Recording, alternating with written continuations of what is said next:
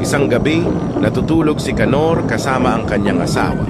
Habang mahimbing siyang natutulog ay nakita niya si San Pedro. "Welcome dito sa langit." "Teka, patay na ba ako?" tanong ni Canor. Sumagot naman si San Pedro ng, "Oo, namatay ka habang natutulog. Pero di mo pa oras para mamatay kaya ibabalik kita sa lupa. Ang nakakalungkot lang ay di ka na makakabalik sa dati mong katauhan kaya mare-reincarnate ka bilang isang hayop." Biglang lumiwanag ang paligid at paggising ni Canor ay nasa kulungan na siya ng manok. Si Canor ay naging isang manok. Oy baguhan, kailangan mo na mangitlog kundi kakatayin ka ng amo natin. "Teka, di ko pa alam paano mangitlog," sagot ni Canor. Kailangan mo lang umiri ng malakas para mangitlog ka. Sagot ng kausap niyang manok. Umire si Canor at may lumabas na malaking itlog. Wow, ang laki ng itlog mo.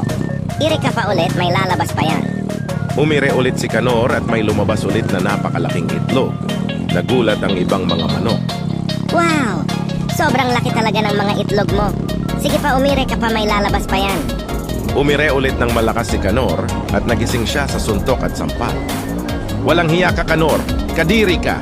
Ba't ka tumatay sa kama?" Isang bulag ang pumunta sa isang restaurant para kumain. Lumapit ang owner at tinanong, "Ano po ang order niyo, sir?" Sagot ng bulag, "Iho, isa akong bulag at hindi ko nakikita ang menu. Bigyan mo na lang ako ng maduming plato at aamuyin ko ito." Nagtaka ang owner pero sinunod nito ang gusto ng bulag. Binigyan niya ang bulag ng maduming plato at sabay inamoy. Sabi ng bulag, mukhang masarap itong sweet and sour pork chops with apples and onions."